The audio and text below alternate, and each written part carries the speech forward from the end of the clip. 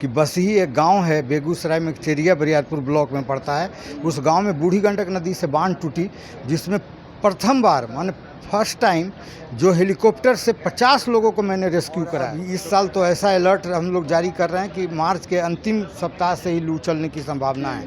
तो मार्च से लेकर के जून तक के लिए पूरा हाई अलर्ट पर है कि हीट वेव का प्रकोप इस साल सबसे ज़्यादा हो। के लिए तैयारी की गई है कि एक बिहार मौसम सेवा केंद्र बनाया गया है, गठित किया गया है। वहाँ से अलर्ट हम लोग जारी करते हैं। और स्कूलों में गर्मी के दिनों में भी, गर्मी का दिन आ गया है तो प्रत्येक शनिवार को हम लोग गर्मी पे फोकस कर रहे हैं, बच्चों को बता रहे हैं। ये पटना गांधी मैदान में जहां पे आपदा प्रबंधन को लेकर के एक बहुत बड़ा आयोजन किया गया है और यहां पे लोगों को बताया जा रहा है कि कैसे हम जो आपदाएं आती है उससे हम अपने आप को, अपने बच्चों को, अपने घर परिवार को और आसपास के लोगों को कैसे हम सुरक्षित कर सकते हैं। तो ऐसे में ही हमारे साथ जुड़े हुए हैं, हम इनसे जानेंगे। सर, सबसे पहले तो आपका बहुत बहुत स्वागत है हमारे चैनल पर। और मैंने सुना है कि आपदा में आपने बहुत टाइम से काम किया है, बहुत पहले जब बाढ़ भी आई है तब भी आपने काम किया। तो सर, सब आपने कैसे क्या कुछ किया था, थोड़ा आप बताएंगे? जी जी। मेरा पोस्टिंग जो हुआ 2001 में हुई और मैं उस समय से लगातार आपदा प्रबंधन के क्षेत्रों में काम किया। मैंने 2004 का फ्लड जिस समय में 24 जिले बाढ़ से ग्रसित थे, उस समय मैंने ह्यूमैनिटेरियन 24 जिले बाढ़ से प्रभावित थे। लगभग 1,71,000 लोग उस समय बाढ़ से प्रभावित थे। मैं उनके लिए ह्यूमैनिटेरियन असिस्टेंट रिलीफ डिस्ट्रीब्यूशन का काम उस समय में होता था। ये 2005 में जब एक्ट आया, डिजास्टर मैनेजमेंट एक्ट 2005 में आया, उसके बाद एक्ट के हिसाब से आपदा प्रबंधन माने डिजास्टर को मैनेज करना है, इसलिए इसका नाम रखा गया डिजास्टर मैनेजमेंट। और उसके बाद हम लोग लगातार 2007 में मेरा पहला अनुभव है कि बसही एक गांव है बेगूसराय में, चेरिया बरियारपुर ब्लॉक में पड़ता है। उस गांव में बूढ़ी गंडक नदी से बांध टूटी, जिसमें प्रथम बार माने फर्स्ट टाइम जो हेलीकॉप्टर से 50 लोगों को मैंने रेस्क्यू कराया, क्योंकि मैं वहाँ पे आपदा प्रबंधन पदाधिकारी था। और उस रेस्क्यू के दौरान उन लोगों को रेस्क्यू किया, उसी का अनुभव लेते हुए। और हम लोगों ने फिर से 2008 में कोसी में जब फ्लड आई तो मैं भी वहाँ पर नियुक्त रहा और 3 जिले सुपौल, सहरसा और मधेपुरा, 3 जिले में लोगों को फ्लड में लगभग 1.5 साल रह करके, उसी तीनों जिले में रह करके मैंने वहाँ के लोगों को मदद किया, पहुँचाया। अपने मेरा जो कर्तव्य था, जो सरकार के द्वारा कर्तव्य मिला गया था, उसके द्वारा। अभी वर्तमान में 2015 में जो आप कार्यक्रम का जो पीछे बैनर देख रहे हैं, आपने बाढ़ में बचाया, बट कैसे बचाया आप? बाढ़ में जो सरकार के जितने भी आपदा प्रबंधन के लिए, जैसे हम लोगों ने वहाँ मेगा कैंप लगाया था 2008 के फ्लड में, वो कई जगह मेगा कैंप लगाया। वहाँ पे राशन सब लोगों को मुहैया कराया, सब लोगों को दिन रात भोजन पानी सब कुछ। माननीय मुख्यमंत्री जी थे उस समय में, बराबर निर्देश देते रहते थे। हम लोगों ने मैटरनिटी हट तक बनवाया था लोगों के लिए। जो प्रेग्नेंट वीमेन थी, उनको वहाँ बच्चा होने का तो पूरा इंतज़ाम हम लोगों ने, हेल्थ कैंप लगवाए थे जगह जगह, सारे कुछ हम लोग आपदा को प्रबंध कर लिए थे।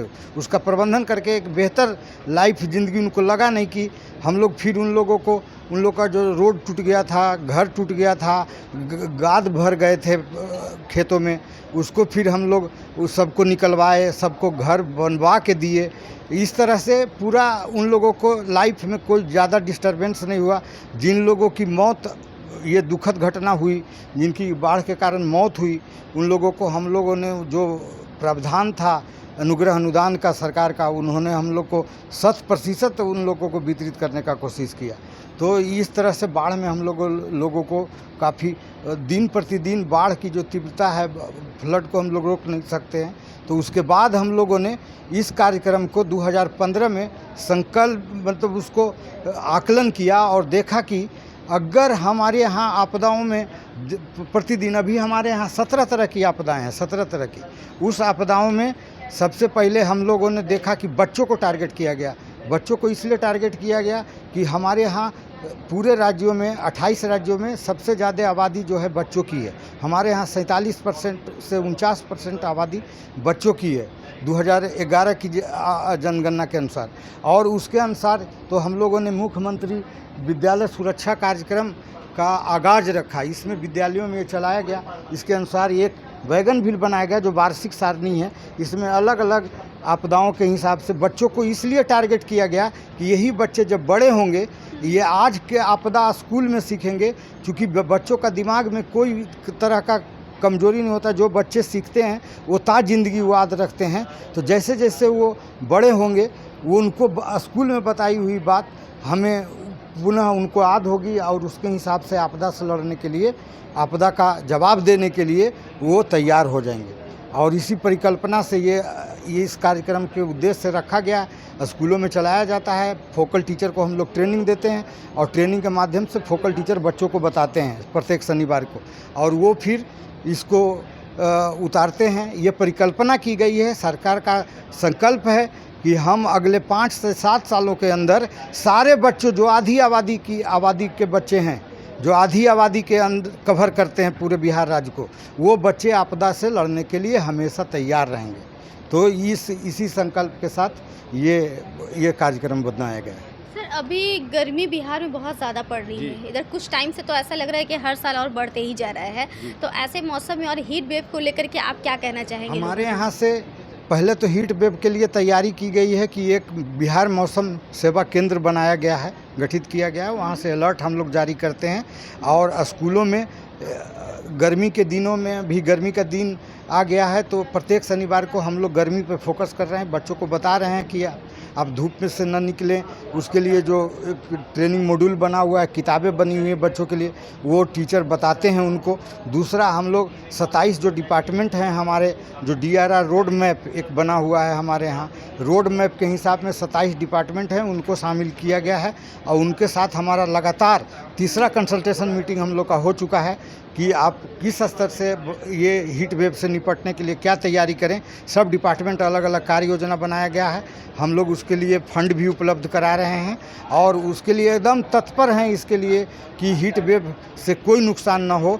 ये 2018 से हम लोग सीख लिया था कि 2018 में औरंगाबाद, नवादा और गया डिस्ट्रिक्ट में 250 लोगों की मौत हो गई थी हीट वेव से। और हीट वेव से ऐसा समय न आए पुनः, तो इसको हम लोग पूरा रिवैम्प कर रहे हैं। और अभी इस साल तो ऐसा अलर्ट हम लोग जारी कर रहे हैं कि मार्च के अंतिम सप्ताह से ही लू चलने की संभावना है। तो मार्च से लेकर के जून तक के लिए पूरा हाई अलर्ट पर है कि हीट वेव का प्रकोप इस साल सबसे ज़्यादा होगा। तो हम लोग उससे निपटने के लिए सारी तैयारी पुख्ता कर ली है ऑलरेडी। चलिए, बहुत बहुत शुक्रिया सर आपका। Thank you.